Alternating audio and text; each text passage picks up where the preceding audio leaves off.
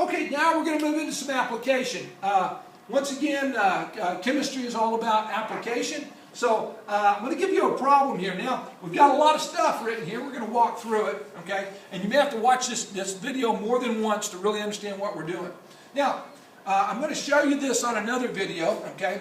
A 2.0 gram strip of magnesium is burned. So I'm going to burn this magnesium. We'll actually do this for you on a video. It burns really bright and puts out this smoke of magnesium. Now, what happens is this 2.0 gram strip of magnesium is ignited, is burnt in a jar containing 2.0 gram equivalents of oxygen. Now, the reason we say gram equivalents is it's hard for us to pull the oxygen out of the air and actually come over here and put it on a balance and weigh it. That's really tough, okay? So instead we have a formula that figures out what it would weigh if we could weigh that gas. So that's why we say gram equivalent. So a 2.0 gram strip of magnesium is ignited in a jar containing 2.0 gram equivalents of oxygen gas at STP. And if you remember from our last unit, that's standard temperature and pressure. So that's at 0 degrees Celsius and 1 atmosphere.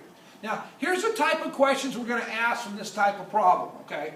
Now, once again, remember we're giving you grams here. All those numbers can change. The whole formula can change. We'll do other examples later in other units and have you do them too. But let's use this magnesium one as a good example. We're burning this magnesium in a jar.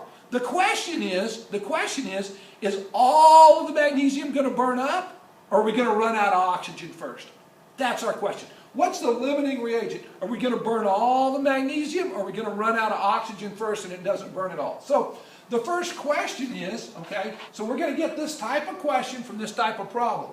So write the balanced equation if 3 moles of magnesium oxide are produced. Oh, that's cool, okay? So it tells us what the product's going to be, okay? So write the balanced equation if 3 moles of magnesium oxide. So now we're using all our stuff. We have to know our nomenclature. What is magnesium oxide? MgO. Okay? Now it tells us right here in the problem, and when you get a problem for your next test, it could be any number of moles. It could be 1 mole, 2 moles, 3 moles, 10 moles, whatever it is.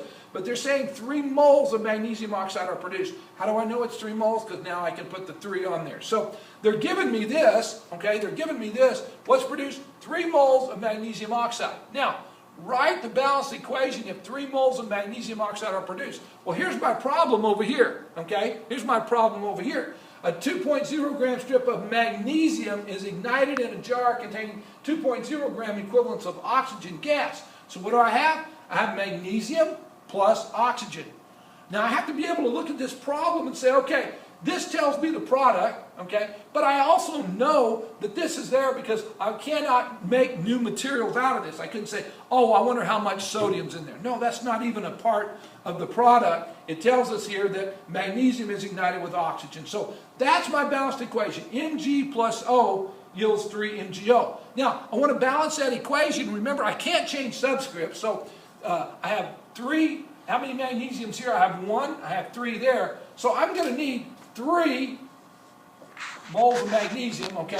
How many oxygen? I have 3 here. I have 1 here, so I'm going to put 3 there.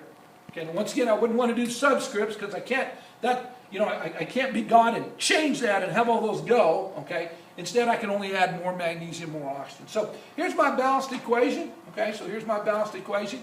3 Mg plus 3O yields 3 MgO. Oh, step 1, we're in great shape. Okay. Then they're going to ask us. Now we're walking into some calculations that look hard, but they're really easy. Chemistry. If you know what you're doing, chemistry is easy. Easy for me to say. Okay. All right. Now, how many moles? This is the second type of question you're going to have. How many moles, based on this balanced equation? Okay. Each question is going to build on themselves. How many moles of magnesium and how many moles of oxygen are in the sample? Oh. How many moles of magnesium and how many moles of oxygen? Okay, now, here's how we calculate moles. Moles is the number of grams that's found over here in our problem, okay, times 1 over the gram molecular mass. Oh, that's cool, okay? So, I come over here, so how many grams do we have? So in the problem it says a 2.0 gram strip of magnesium. Oh, okay, so I have 2 grams of magnesium, okay, times 1 over the gram molecular mass. Okay, so we did that earlier. So once again, we're applying what we've been learning. So now the gram molecular mass of magnesium. I go to magnesium. I find it's number 12. Okay, so I look at this. So what's the gram molecular mass or the gram atomic weight? Okay, 24.305. So we're going to round that off. So we have 2 grams of magnesium times 1 over 24 because that's a gram molecular mass. I want to tell you though. We have gram molecular mass, gram atomic weight, and I want to tell you gram formula. Put an L in there. Gram formula weight is another way that this could be. So it could be GFW. That's kind of the new one that's coming out too. So gram molecular mass, gram atomic weight, gram atomic mass as well, or gram formula weight, they're all the same thing. Okay, so as I look at this, the gram molecular mass for magnesium is 24. So I punch in my calculator. I take 2.0 times 1 over 24. So I have 2.0 divided by 24. I get 0.083 moles. Okay, and what's that? That's of magnesium. Okay, so I have 0.083 moles of magnesium. How do I get the number of moles? Grams times 1 over the gram molecular mass or the gram formula weight. Okay? So here we go. So now let's do the oxygen. So I take a look at oxygen over here, and I come in and I say, well, how many grams of oxygen? Oh, we have 2 grams of oxygen. Okay? So there we go. 2.0 grams of oxygen times 1 over the gram molecular mass of oxygen. What is oxygen? Oxygen is 16.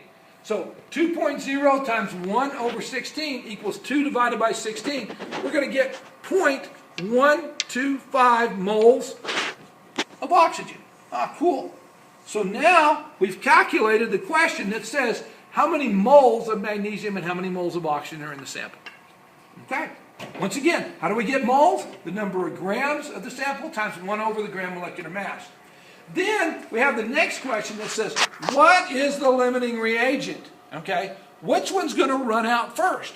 Okay, which one's going to run out first? What's just simply going to be the smallest number of moles?